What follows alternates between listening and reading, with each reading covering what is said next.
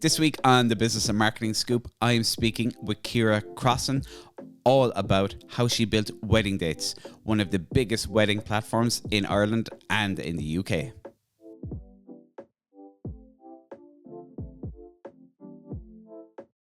So Ciara, you're very, very welcome to the show. Thanks for having me. You are the CEO and founder of WeddingDates. Mm-hmm. So I suppose just to kind of kick things off, if you could kind of explain the business and your role in the business at the moment. Okay, so WeddingDates, it was established 15 years ago.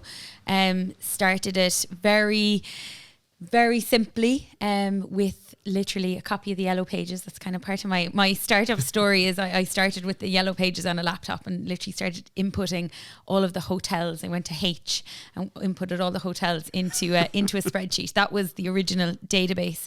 Obviously, it's evolved a lot in the last 15 years, and now we are part digital marketing, part software company, and my role day to day now is very different from what it was back when we started, but I have a team of 10 at the moment, and my role is really supporting the teams,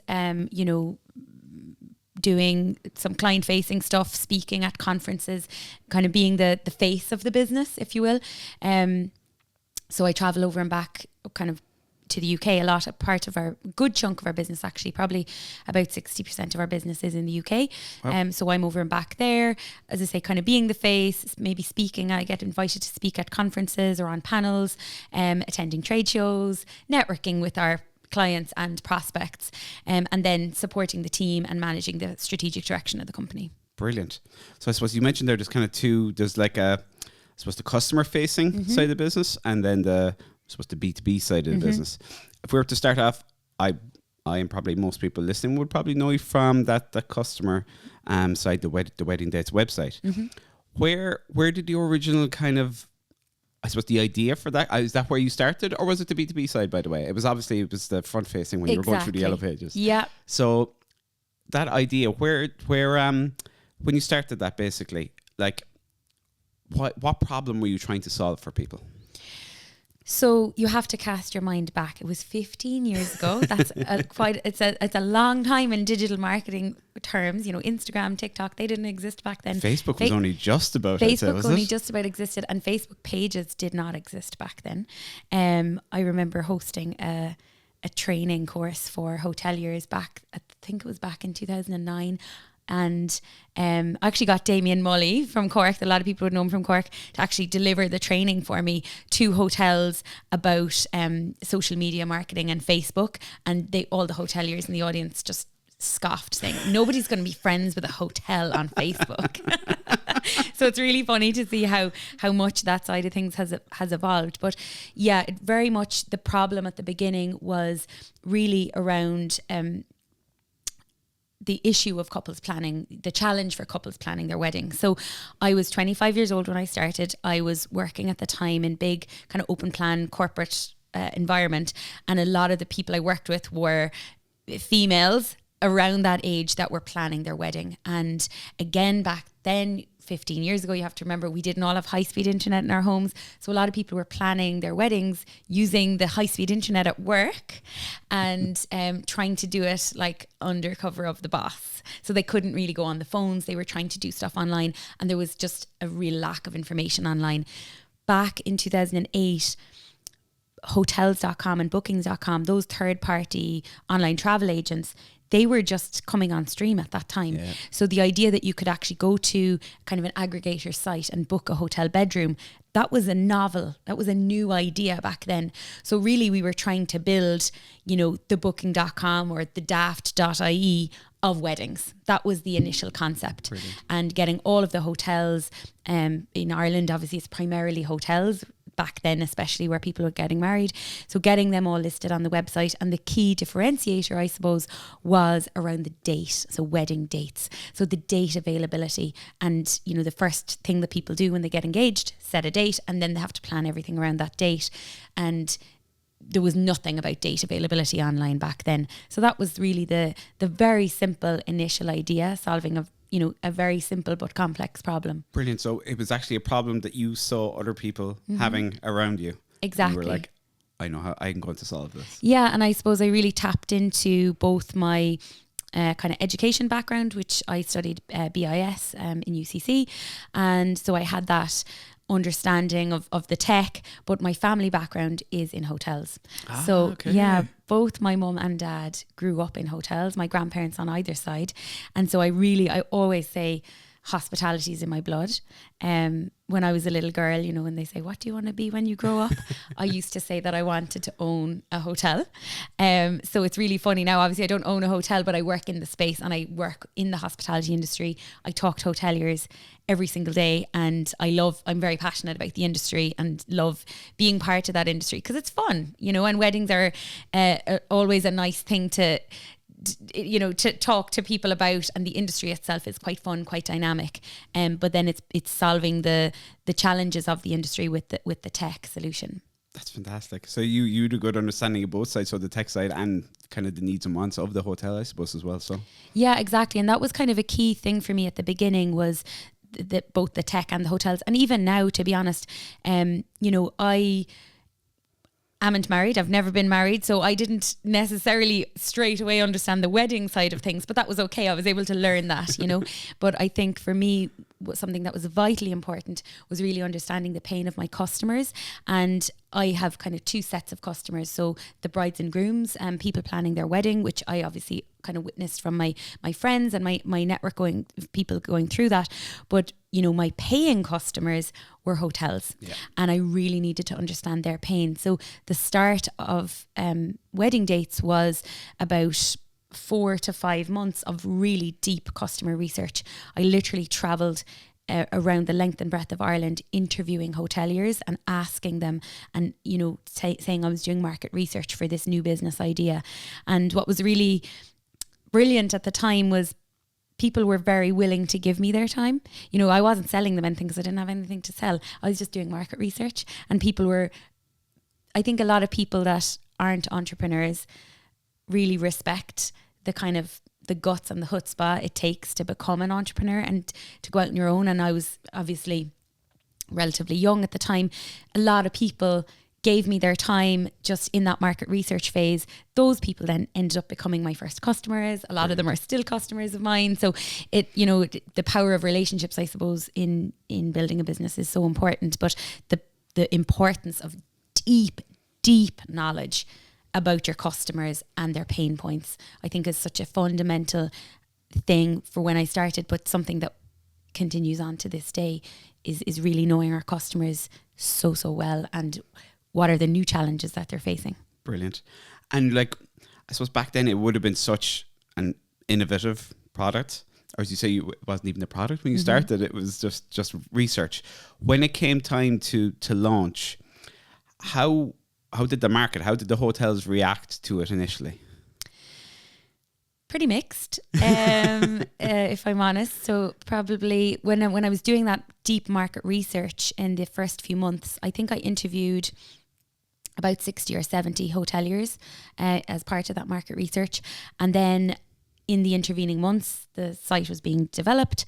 And then I went back to them a few months after I'd interviewed them and said, hey, you know that market research I was doing? Well, now the website's built. Don't you want to sign up? And we went live with 30 clients on the site. 30 paying hotels on the site is what we launched with. So from that kind of interviewing 60 or 70, kind of a 50% hit rate. That's a great start. Well, yeah, I mean, thinking about it now, launching a website with a listing of 30, it's so cringe, right?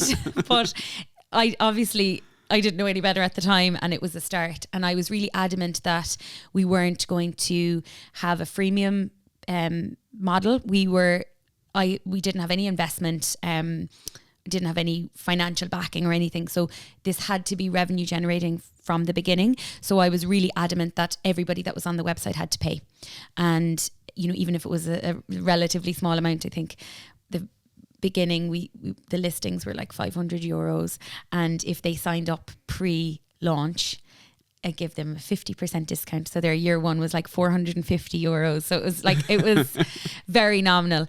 When you think about it now, you wouldn't get, you know, an ad in a tiny ad anywhere for that, right? So, and that was for a year. But I was really adamant that everybody had to pay, even if it was a small amount, because I think people would value it more if they paid for it. They'd take 100%. It more seriously. And I suppose we didn't have, you know, like a lead nurture machine to turn, you know, hundreds or thousands of free listings into paid listings. I didn't have that machine behind me. It was just me. So it was very sales driven and direct sales driven at the beginning. And you know, even now, you know, still that's I suppose how, you know, our sales model is direct selling to hotels and venues. But yeah, so it was mixed, as I said. It was 50-50. So I got about half of them to agree at a very reduced rate, and then about half of them were like, no, not for me, or not yet, or come back to me in a year when it's more established, that kind of thing. So it was just really, I suppose, a story of consistency and perseverance. And, you know, one of the things that I would say was a big strength, particularly at the beginning, was that consistency and my willingness, I suppose, to put my feet on the street and, you know, kind of wear attitude, like, just, you know, get out there and meet people and like look into their eyes and, you know, get either the yes or the no, but you get the answer, and you're not kind of in this separate world of just numbers and leads flowing through a website. It was very much like I knew my customers. Yeah, it was a very personal business, very personal, and that really helped me, I think, fundamentally build a very sustainable long-term business. And I would say, I've said that about WeddingDates many times, it's not a super sexy story, but it's just a story of consistency and organic growth, and that has led to a business that has survived a recession, a global pandemic, you know, other crazy stuff going on in my own personal life. But it survived 15 years. And I think that's because of that really strong foundation with our customers. Fantastic. That's brilliant. So I suppose we kind of said there's two parts to the business. There's the front facing and then the B2B side. Obviously the front facing now, there's hotels in there, but there's also bands and so many other suppliers. At what stage in that journey did you kind of click with you? There's a lot more we can be doing here, or were they coming on from the beginning? So the suppliers and the vendors to the industry started coming to us very organically. We've never had a model where we're out seeking them, because again, we just don't have the resources. Honestly, that's the honest reason. You know, the direct selling is a difficult approach, and it's probably an approach that a lot of, particularly software businesses, like just cringe at that model, because it just doesn't necessarily work. It's not an approach that a lot of software businesses take. But back then, we didn't even know we were a software business. So, you know, the suppliers as well will obviously the revenue model with them, it's much less. You know, they're paying, you know, what we would pay for the likes of, you know, Netflix, or, you know, it's a monthly subscription. So it's a significantly less fee. You just can't service that in terms of personal direct sales. So they actually started coming to us organically through, I suppose, our marketing and being aware of us. So, you know, I was on the Dragon's Den, for example, back in 2010. Wow. That gave us huge exposure, and we got loads of people wanting to advertise on the website off the back of that. You know, done lots of different quirky marketing and PR stunts, you know, ran the women's mini marathon in wedding dresses with a load of my friends. We represented Ireland in the World Wife Carrying Championships over in Finland. So some quirky things, and then, you know, just lots of different PR and Google ads as well, and social media, of course. So all of that combined led to a lot of inbounds in terms of both venues and wanting to come on stream, but also wedding suppliers. And then we did kind of evolve then. I suppose my mindset evolved a little bit more once we were a little bit more established, once we had a little bit more, you know, runway, we had money coming in. My mindset evolved slightly to consider that freemium model a little bit more. So now the website works that the hotels and venues on the site can put up their recommended suppliers or their preferred suppliers. So a lot of hotels would have, you know, a list at the back of their brochure. Yeah. These are the photographers we recommend, the bands, etc. So we allow them to recommend suppliers on the website, and that's free for the hotels to do. It's free then for the suppliers to accept that recommendation, and then when they accept the recommendation, they get a free listing on the site. So that built that up, and then obviously the idea that some of them would then click over to being paid customers. So it kind of evolved, which is interesting because I was dead against freemium at the beginning, but I suppose there's a place for everything, and once we had that established foothold with the venues, it made sense then to layer on the freemium with the suppliers, because we, you know, as I said at the beginning, my database of hotel prospects was from the yellow pages, like me literally typing it into an Excel. You can't do that with, you know, how are you going to find out every florist in Ireland, every band, every invitation person? It's just way bigger, right? Yeah. So it allowed us to use our hotel and venue clients to build the database for us. Brilliant. Of wedding vendors and suppliers. Also, they're coming in, I suppose, kind of quite warm as well, because the hotel is recommending them. It's not like just randomly signing up on a free model. Actually, it's basically been recommended to them. Exactly. So there's an element of vetting, you know, that they're not any old Joe Soap can just come on and put themselves up for free. They have to, there's a gateway, they have to come in through the venue. So it's almost that kind of natural quality control, if you will, because again, we didn't have the resources to quality control all the suppliers and vendors that come on the site, so that kind of was built in quite cleverly, I think, and that still operates today on that front end side of things. Brilliant. And on the back end side of things, we'd say the software for the hotels and stuff like that, I suppose two things: what problems does that solve for them, and in terms of you building it, what kind of challenges did you face? Okay, so the problem that it solves for the hotels and venues is really significant. You'd be so surprised, I suppose.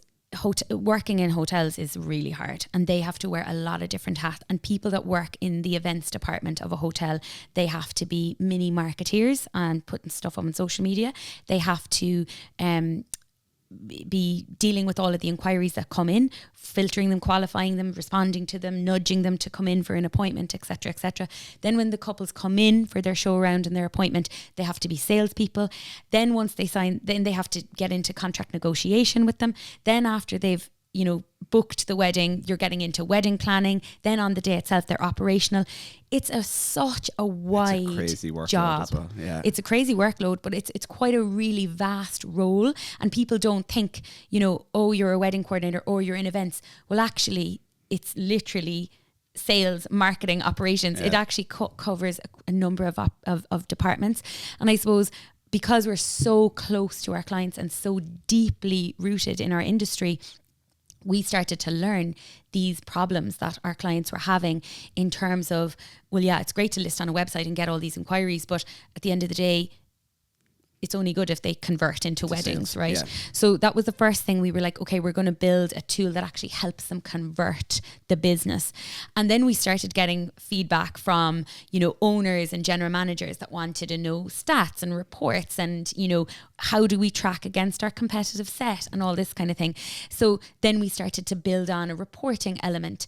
So there's kind of lead generation element, there's conversion tool element of it, there's a reporting element of it, there's a CRM element of it. So it's quite broad, but it's also very niche because it's just about weddings. Thanks. So I suppose it's very much a system that was built with our customers in mind, because we're literally listening to their problems and their feedback every single day, and we keep evolving the product, and all of our software development is done in-house. So that helps us. So that helps us be really agile and really responsive to our clients' demands. We have a development roadmap as long as my arm, and we keep adjusting our priorities of where we're going to do things in the roadmap based on client feedback. Now, I don't know, there's probably a million books out there that tell you that's the wrong thing to do, and there's probably other books that tell you that's the right thing to do. I don't know, but it's working for us. And I suppose by being so close to our clients and by being so responsive to their needs and their pain points, I think that has really helped us with our longevity and also with sustaining our business and sustaining our loyal customers through a really challenging period like the pandemic. Yeah, I mean, it goes back to almost where you started though. It's really knowing the customer inside out, talking to them all the time, finding out what their problems are. So it sounds like that hasn't changed over the years anyway. That's very, very much your focus. Yeah, I just think it's something that you can't fake. Yeah. And, you know, for me, if we're doing a deal with a hotel or a client, I want it to work for them. It's not just, yeah, let's do the deal and let's make the sale. And like, I'm a salesperson. I love ringing that bell, right?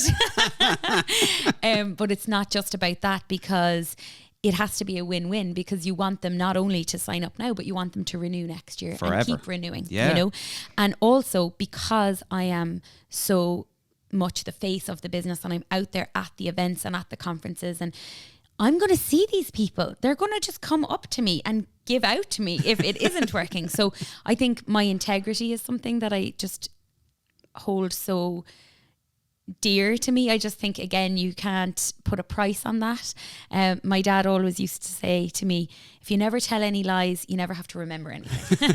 And I think it's a great way to live your life, just to, you know, to be really straight with people, be really authentic, and, you know, and I've learned over the years as well to walk away from deals where, you know, people are pushing you to do things that maybe, you know, you can't do brilliantly, but you kind of really want to say yes, and, you know, learn to walk away from those things. But, you know, by being so close to the customer, that enables me to be out there and go to all sorts of different things and be able to look people in the eye and know that, you know, we've done our best for them, and you know, and we our retention rate is so high because of that, you know. But this thing, I suppose, it's, as you say, it's quite a broad product, but it's very niche. So it's a unique solution. It's something they need. So the fact that you're able to have so much communication with those customers, direct, literally chatting with them, and then be able to come up with the solutions for their problems probably quite quickly. I mean, that's an amazing win for them, like, as well. Yeah, well, I have just a really immediate example of that, because a client of mine, one of my top clients, rang me yesterday, and he was like, okay, this is off the record now and we're after doing this, and, you know, I'm feeling overwhelmed and I'm struggling, you know, I'm stressed, and, you know, we're already flat to the mat and we've taken on all this extra and I don't know what to do, and, you know, and I was like, okay, how about we do this? I was like, it's not a perfect solution, it's a bit of a hack, but like, we'll do that. And he was like, he nearly started crying. He was like, oh my God, Ciara, I'm so emotional. He said, why didn't I call you on Tuesday? I've been stressing about this all week. And he was just so relieved in that moment that I was able to help him with a solution. And, you know, it's just that relationship. You know, he literally sent me an email, I think last night, and it was, you know, font size 72. Thanks a million, you know, and that just, I love that. Like I saw that email come through at like 10:30 at night, and I was just like, they're the things that keep you going. Yay, exactly. Yeah, I mean, that's what makes getting up in the morning so exciting, when you're getting stuff like that. Exactly. And then when you have clients like that come to you with real problems, you're able to solve them. Well, you've got loyalty for life with them, but also it just, you want to do things for them, and you know then they're going to feed back, you know, their problems, their pain points. That's giving me ideas for how we're going to develop the software. If your clients aren't talking to you, you're goosed, because you don't know where to go next. So we always want to encourage that feedback and that communication with them, because that helps guide our direction as well. And, you know, and obviously, you know, you need to be talking to a lot of them, because some clients could just bring you down crazy rabbit holes as well. And you have to be very aware of going off on bonkers tangents for one client. So you've got to be talking to a lot of them to filter it out. Okay, well, most people are telling us this. So even though this thing is really cool and we'd love to build it and it would help like 3 people, we actually have to build a thing that's going to help the majority of people. Yeah. And in terms of the challenges you faced then, because obviously, look, did you build this software from scratch basically? I mean, that must have been an epic challenge.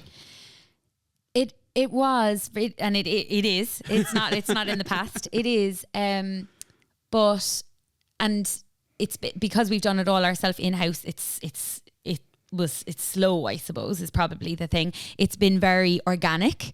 So we didn't just wake up one day and say, okay, we want to build this amazing CRM for weddings. It evolved into that. Like, the first thing we built was this really cool little widget that plugs into the hotel website and allows people to check availability there. Okay. That was the first bit of software that we built. So we started giving that to hotels. So that was going for a while. And then we started getting the feedback about, you know, the reporting. So we built on a little kind of conversion rate revenue report. So that existed there for a while. And so it has evolved. And I think, you know, COVID was a big pause for our business because obviously hotels were all closed across Ireland and the UK. Weddings weren't happening. Hotels had no money coming in. You know, we faced a really dire time. You know, I thought like we could lose the business, was genuinely what I thought for the first couple of weeks. And then gradually started to see maybe a way out of it, some light at the end of the tunnel. But one of the huge gifts that COVID gave us is because there were no events happening, I wasn't on the road, I wasn't traveling. We lost a load of clients, so the phone was not ringing. They weren't in work, you know, the emails weren't coming in. So it actually gave us a real pause and a real breather to actually think, okay, what are we actually doing? Where are we going for the future? How are we going to build sustainability and success and longevity into this business? And that pause was an absolute gift, because all of these little things that we had been building, we suddenly thought, and we had been thinking about this back end software for a while, but it was just, we just never really had time to properly devote to it. And suddenly we had time. We had the gift of time, and we just doubled down on that. And we went really deep into our customer discovery. You know, what do they like about those tools? What would they like to see more of? What would they pay for something like that? And, you know, we really built it and expanded it during COVID and launched it then coming out of COVID as a separate brand. So it's called WedPro. It's a separate standalone brand to WeddingDates. Obviously they are interconnected, but it is a separate standalone brand. And now that is our strategic direction going forward. The websites are still there. We have weddingdates.ie and weddingdates.co.uk. They're still there, of course, but what our real focus is on WedPro and bringing more of our existing clients, moving them over to WedPro, and also any new clients coming on board, bringing them onto WedPro as That's fantastic, to take the crisis basically and being able to turn that into such an opportunity for yourselves, basically, or to use that time in such a way that you'd come out of it even stronger. I mean, that's fantastic. Absolutely. But to go back to your question about the challenge, one of the big challenges is, you know, you said it earlier, most people listening will know you from WeddingDates. Yeah. And like, you know, even when I answer the phone, it's so robotic. It's like, hi, it's Ciara from WeddingDates. Like, I was in London this week and we were sponsoring the Hotel Marketing Awards, and I was a judge and of the awards, and we were sponsoring as WedPro, right? Because we're trying to get the new brand out there and the new messaging. And literally I was going up to people in the networking, the drinks before the award ceremony started, and I was like, hi, I'm Ciara from WeddingDates. I was like, no, WedPro. It's hard. I have to retrain myself. Yeah. We have to get the messaging right within our own team. You know, some of my team members have been with me for many, many years. You know, my lead developer has been with me coming on 9 years. One of my salespeople has been with me over 6 years. You know, 3 years, 2 years. You know, I've got, you know, long-standing team members. So, you know, we have to evolve our own understanding of, well, what's WeddingDates now and what's WedPro? And then you have to put that out to the wider world and then your existing customers. Yeah. And it's very hard to get people to think of you in a different way. And what's really gratifying now is when people start quoting the WedPro brand back to me, when my clients start calling it WedPro, like, it just warms my heart that it's landing. We're getting there. We're making progress, you know. One of my clients, one of my good UK clients, there's a group of properties in the UK. We work with all 8 of them, and weddings is a big focus for them. And their CEO, head of revenue and head of distribution, came to Cork a couple of months ago to have kind of a 2-day strategy session with us on weddings and their business. And the CEO of that company kept saying, you know, you're not a wedding website anymore. You're a CRM. And and when he said it to me, I was like, yes, this is how, you know, listen to what what the customer is saying to you. And, you know, it helps shift your own thinking as well, and get a bit bolder and more confident even in terms of your own messaging and what you're saying. So it's a process, it's a journey. It's not just a light switch. You know, we weren't just WeddingDates one day and then WedPro the next. It's been an evolution, and it's it's gradual and people have to come on that journey with you. So a big one of the big challenges now is just that communication piece. Yep. And we recently hired a B2B marketing person to really help us with that. Brilliant. Because we just had marketing all lumped into one, and sure, we were trying to, do social media and inspirational things on Pinterest and on TikTok for brides and grooms. And then, we're trying to market to hotels and venues. So it was they're different audiences. So now we have a distinct B2B marketer on the team. It's made a big impact, and that message is getting out there more and more. So I'm really proud of that. Fantastic. Well done. You mentioned the UK a lot. Mm-hmm. I think a lot of people would be interested on how you got into the UK market and kind of the journey that led you to, because you've been there quite a while, you were saying. Yeah, I think, God, is it like 11, 12 years now? I think we've been in the UK. So yeah, a very long time. I was really conscious that like the Irish market is very small, full stop. Yeah. The Irish wedding market is a lot smaller. So, I really knew very, very, very early on that I had to get out beyond Ireland. But the way we went to the UK was, again, I keep going back to my customers. So I didn't know anyone in the UK, no contacts in the industry. So I went to some of my friendlies, my really great Irish customers. And I said to them, do you know anybody working in hospitality over there that you could introduce me to? And they made some introductions, and that was it. I went and took my first trip over. I was on the tube and I had the laptop bag, and I was like buzzing. I'm like, I'm expanding my business to the UK. I just thought I was the bee's knees. And the first person I met was an Irish hotelier that was running a 5-star hotel in Park Lane in London. Brilliant. And he gave me an hour of his time, and he really explained the UK wedding market and how it's quite different. Weddings in the UK finish at midnight. That wouldn't take here at all. No, definitely not. And I suppose obviously the UK is a lot more culturally diverse. They would have Asian weddings are huge over there. Indian weddings, they're kind of 3-day affairs. They could have 300, 400, 500 people attending them. So understanding just the different nuances within the market, that was a big learning for me. So through my Irish and my contacts, my customers in Ireland, they opened some doors for me in the UK, and one door opens another. And, I'm always asking people, well, who do you know? Who can you recommend me to? Where am I going next? And it's not a sexy story, but what I did to expand the business to the UK is basically exactly what I did in Ireland. I just got in my car, I drove my little Honda Civic over, brought it on the ferry, and I drove the length and breadth of Ireland, and I wore out the rubber on my tires, just driving around, trying to get appointments, trying to get meetings, just going. I've been to, hundreds of hotels and venues across the UK, from Scotland right down to Devon. And I know the geography of the UK extremely well as a result, because I've driven all those roads and gotten into so many venues. And, every meeting you have, even if they don't sign up, you learn something, you gain a connection. They'll move, they'll remember you, they'll bring you somewhere else. I do think, the Irish accent helps me a lot, because I think people just kind of like just to listen to the Irish accent. Exotic. So it gives me a few extra minutes of airtime, and I think sometimes they're just a little bit charmed by the accent, so they just listen to me even if they don't really want to sign up or whatever.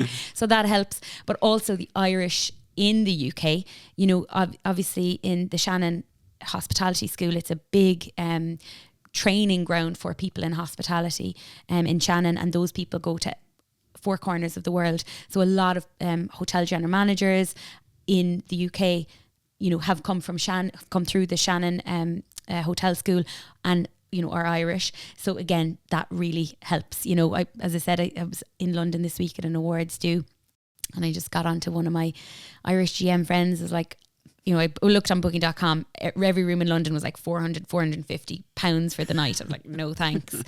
Got onto him and, sorted me out.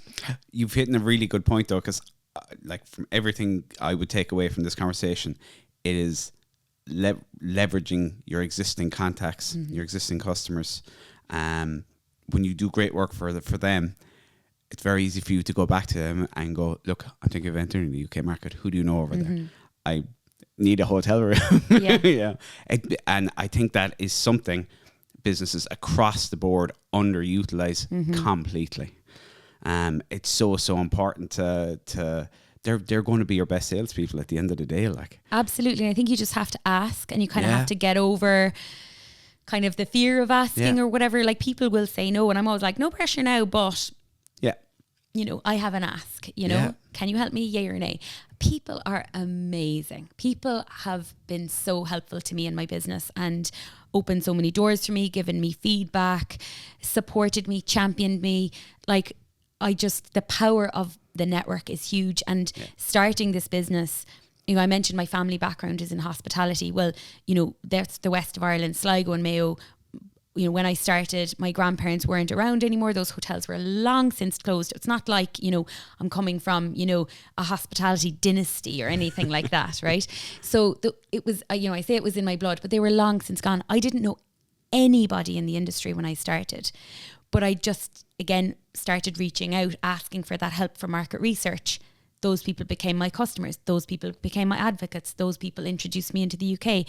And then it builds and builds and builds. And I think if you take a long-term view on things, then you know, that has really helped me. Like, people would often say, oh, such and such a venue, are they on your books? Are they clients of yours? And my answer to that, like, since day one, has always been, not yet.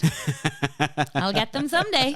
You know, and it's just a matter of time. Like, you know, and it's the same at events. They're like, oh, Ciara's here. Of course she is. You know, people kind of expect to see me at, you know, certain industry events and stuff like that. And I think it's again, it's not sexy, but consistency is so important. Massively. In business, in marketing, and in everything. I think just continually, repeatedly showing up. Yes, evolving. Yes, adapting, but repeatedly being where your customers are, repeatedly getting your message out there. Like, even during COVID, when, you know, as I say, the hotels were closed, there was no weddings happening, you know, we got really quiet. Yes, we were busy building the software, but we were still communicating to our customers all the time. We did webinars for them. We produced reports for them. We supported them through COVID with upskilling, education, different things to stay relevant to them, because we wanted them to remember us when we came back. We didn't want to just disappear for 2 years into a bunker building the software and then come out going, woo, buy this from us now. We kept communicating with them that whole time because we didn't want them to forget about us, and we wanted to add that value, because we knew, like, if we were having a hard time as a small business of 10 people with, you know, we're a web business, so our costs are relatively low in comparison to a hotel. You know, our costs are wages, but like, hotels, they had so many, you know, extra costs, and, you know, I was feeling for our customers big time. So it's like, well, what can we do to support them? And, you know, I think that consistency is just, not sexy, but just really, really important. Massively. No, I agree 100%. And it is one of those things that it just compounds over time. Mm-hmm. The connections build over time. Yeah. Them talking about your brand builds over time, and it just builds and builds and builds and builds. And I think that's why patience is probably another thing that's really important to have, is that those things aren't going to happen overnight. You were hitting the road driving up and down the breadth of 2 countries to make those connections happen. But God, it's great to see. It's a fantastic story. Yeah, when you tell it like that, it's good. It's kind of good to reflect. Definitely didn't feel like that at the time, and I wouldn't be known for my patience, Mark. Oh, really? No, definitely not. Definitely not. But I suppose, what would you call it? Maybe short term, maybe not so patient, but long term patience. We'll say. Yes, yeah, absolutely. I think I just always had that long term vision for the company, and I just kind of knew, you know, what do they say? An elephant is eating one bite at a time, kind of thing. You know, break it down. You know, it's about the whole journey, and, you know, knowing that, you know, celebrating those small wins, but knowing that you're building on something bigger, and, you know, building your network, building your client base, building your team. You know, it's all about steady growth. You know, and I think, you know, there's a lot out there in the business and the startup and particularly the software and tech world about, you know, raising finance, and, you know, it's all about, you know, this basically getting ready to sell, basically, almost. Exactly. And, you know, that obviously has its place as well, but I think it's not to undermine the other businesses that are doing it in a more measured way, shall I say? Yeah, I think that's the vast majority of businesses. Mm-hmm. It's just those other ones, they make the news, basically. Well, yeah. In terms of everything over the last 15 years, so if you were to to go back and start it all over again, is there any things that you would do differently, or anything you've learned along the way that you think would be really valuable advice for someone? Not to put you on the spot. Oh, no, it's a great question. I just don't think, I can't say that I do anything differently, because I think, you know, even the failures help you learn something, and I've definitely had plenty of failures. Give me if you have an example of one of those failures that you think has helped you along the way.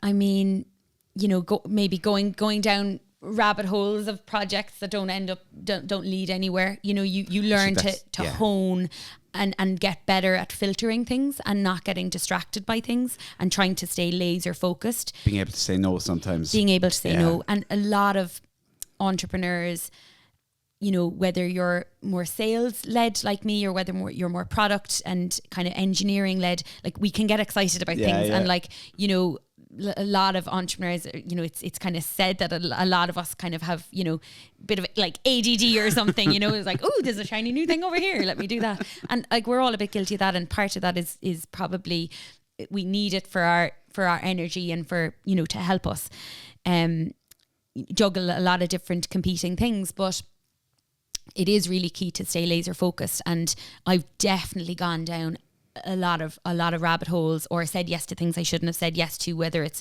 requests from clients or people, you know, taking me in different directions, or, you know, the amount of people that have said, oh, I do this, we should collaborate, we should partner, and you're like, oh, that seems good, you know. And I've definitely gotten better over the years at saying no to those things, and having a reason for saying no, and even within our own team, it even can be nothing from outside, nothing from clients, or nothing from, you know, potential partners. It can even be with our own team when we're looking at, you know, the stuff that we want to do. It's helping to prioritize. Well, that we'd love to do that, but we can't do everything, guys. So like, we have to pick our ponies here. What's going to move the needle? And, you know, we've done different, you know, workshops and breakouts where, you know, you do the 4 quadrants, you know, what's the lowest, the low hanging fruit that's going to have the biggest impact, you know, and putting things into those quadrants to what's see actually important and what, exactly. And so I think I've gotten much better at that as the years go on. In terms of another huge thing, I think, which so many people can relate to, is pricing. You know, it's such a dark art. Nobody knows how to price their product, or their themselves, or their particularly time. with software. Exactly, at the beginning. And I think that, you know, is very hard to do, but it's so important to value yourself and value your time. You know, I used to do loads of different things, speaking things, training things, you know, for my exposure, or to help the client, or because it's going to, well, if I do that for them, they'll love me and they'll definitely renew. Well, actually, that's worth money on its own, whether they, you know, that's kind of separate to the renewal, and trying and understanding that. And that took me a long time, because I suppose my natural inclination is to try to over deliver and, you know, keep the clients happy. And, you know, I've definitely learned that it's like, oh, okay, I can go and do that training, you know, that half-day training course, but that's going to cost money. You know, that's it's a day to prep. It's, you know, a day's travel there and back, and then it's the half day doing it. So it's actually 2.5 days of my time now. Plus then the follow-up, you're probably talking 3 days. Yeah. What does that cost? I think especially when you're starting out on your own, I know I was guilty of that very much in the early years as well. I think especially when you start bringing on your team and your team building up, and then all of a sudden you see them spending all this time on it, and then you realize, why are we not charging for this? Exactly. Like, when all of a sudden it becomes very real. Yeah, well, when you're paying somebody's wages and you're thinking they spent all that time on that, really? Exactly. That really helps you kind of focus. And I think, you know, tightening up on that is definitely, and, you know, maybe it's something that just comes over time, and it is a bit of trial and error. I think it's good for people. It's like anything, if you have it in your head, even if you're only starting out, at least if you have that in your head, to make sure you know your time is extraordinarily valuable, and you need to make sure you are charging for it. Like the days of doing stuff for exposure, while there still can be value in it, I think there's there's people who will take advantage of things like that as well.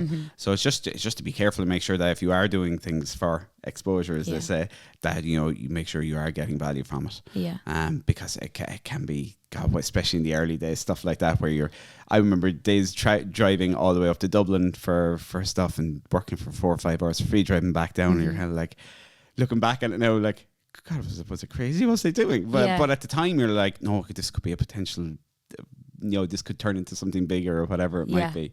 But I think you'll always go through that. But at the same time, having in your head, your time's extraordinarily valuable.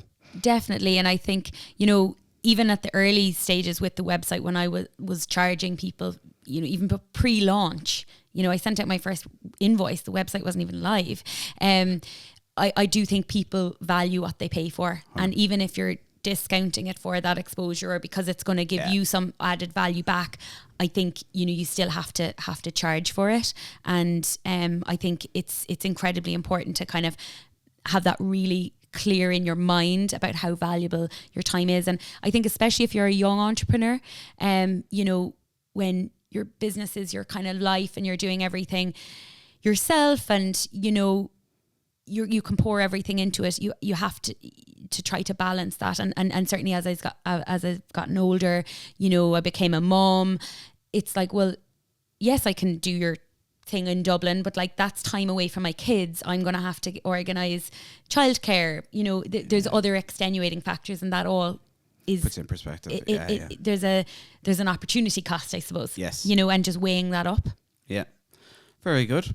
Well, Ciara, that was fantastic. I think anybody listening to that, it's a great story and a lot of learnings from it. So thank you so much for your time today. Oh, thanks for having me, Mark. I really enjoyed it. Thanks for listening to this week's episode of the Business and Marketing Scoop. I really, really hope you enjoyed it. If you did, please make sure to click that subscribe button in Spotify, in Apple Podcasts, and wherever you listen to your podcasts.